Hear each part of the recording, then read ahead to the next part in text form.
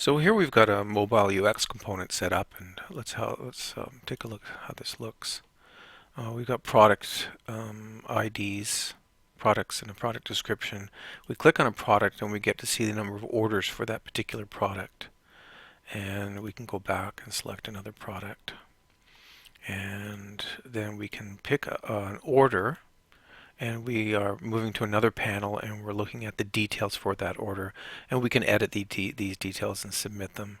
We can go back to the orders, we can pick another order, and that order is coming through. I don't have it's not very pretty, I don't have titles in here, but you can see that this changes, and there's order number 20 and for that same product, and order number 3. And now what we want to do is we want to create a new order, products, and we'll stay with that one. We want to create a new order. Now I think I've got the same order number coming in, but it doesn't really matter. The concept for what we're doing is all the same. So we click on new record, and what we want to do is create a new order for the same product that we're dealing with. And so we click on new record. Now again, I've got the same order number coming through, which is probably incorrect, but more importantly, I've got the product coming through, and then we can fill in the information. This is an auto number field, and so it doesn't really matter. I mean, that can stay where it is. So I can say 1 2 3 1 1 2 3 and submit that. Now when we come back to products, I can pick this again, and there's our second order number 20, which was incorrect, but still it's proving the point that we can get our product number coming through. So the way we did that back in list products, because when we click on new record, we can get information from the previous list, which is list prod orders in this case, but we can't have information flowing through apparently from list products. I don't think we can't just go and do a get value based on list products. So in list products, what we're doing here, I'm going to its properties, list products, and the on tap event is setting up a dialog object variable called underbar cur prod ID. So we're going to get the value of that list at this point.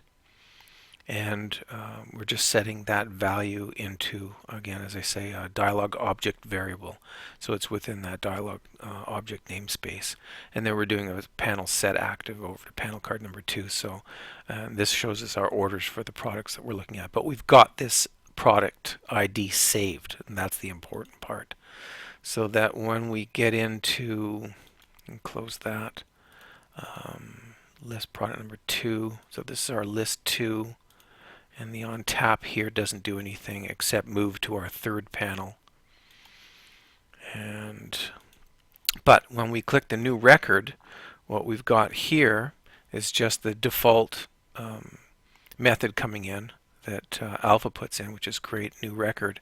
But we can't do anything at that point because that's a AJAX callback. And I thought what we could do here is just do some set values after the new record's displayed, but the callback happens and the JavaScript gets lost after the new record is being done, and that takes like a fraction of seconds to be done, but the JavaScript in here took even less time, so I wasn't able to do it there. However, we do have a client-side event after AJAX callback complete. So we just have to test. This is a parameter that we can put in here called xbasic function name, and that's available for us. And that comes in through as e.xbasic function name, and that has a particular value to it depending on what's going on with the system. So because we have a new record that we've just fired off a new record, after that's complete, this gets fired. e.xbasic function name gets set to the value of system:"new record because we just fired off a new record. Now we know that our new record has been established, and we're sitting there waiting for stuff to happen. So now we can set some stuff. So we do a variable we set up a variable cur_prod_id is equal to our dialog object, and here's our underbar cur_prod_id variable that we saved off on the first list.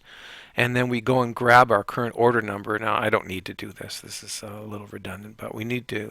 I was just setting up a current order number, and I'm just using the very last one, so it doesn't really matter. So I'm going to get that value from our previous list, and since we've got our previous list going, we can't get anything, as I say, from the product list, but we can get stuff from the product orders list, so that's fine. So now we've got a current product ID and a current order ID, and we just go and set the values of our text boxes equal to those values, and we're done. So that works out quite well. So here's our product. We fire that off. Now we've got the product ID sitting in a namespace variable, that underbar variable that we created. And we pick one here. Nothing fancy going on here. So here, the new record is going to fire. That's set up. Then our client side, after Ajax callback complete fires, we recognize that a new record's been taking place, and now we can set values and do whatever we want to in here. So our new stuff is all set up for us. So thanks for having a look.